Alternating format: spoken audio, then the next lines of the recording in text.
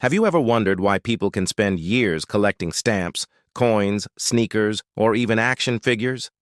Why does the human brain find so much satisfaction in gathering objects that, to an outsider, may seem completely meaningless? The truth is, our obsession with collecting things is far deeper than just a hobby.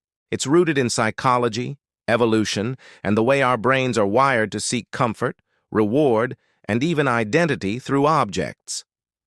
From a very young age, humans show a tendency to hold on to things. Think about children and their favorite toys or rocks they pick up from the ground and refuse to let go of. This instinctive desire to claim and preserve is one of the earliest signs of our collecting nature.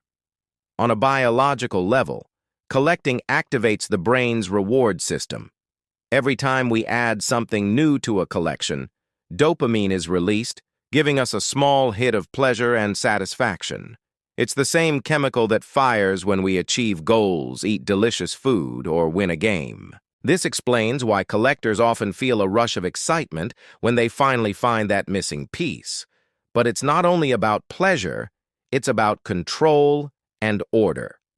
In a chaotic and unpredictable world, collections give us something structured, something that we own, organize, and complete. Psychologists say that collecting can create a sense of stability, almost like building a personal universe that makes sense to us, even if the outside world doesn't. There's also an evolutionary reason behind this obsession.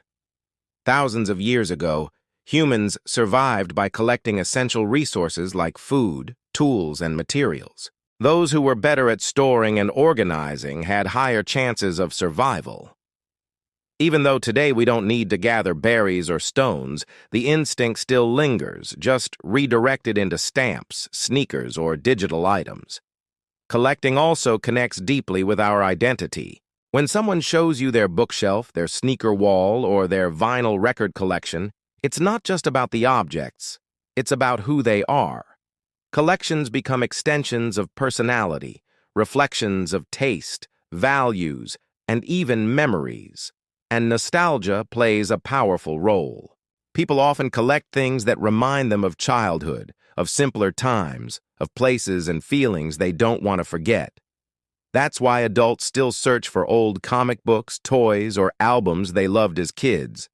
It's not just an object, it's a time machine back to a moment in their lives.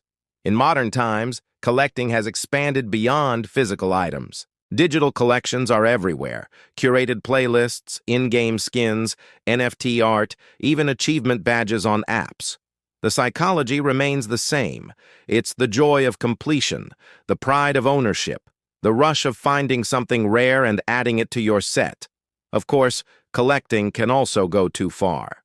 When the desire to gather turns into compulsion, it can slip into hoarding, where the emotional attachment to objects becomes unhealthy and overwhelming.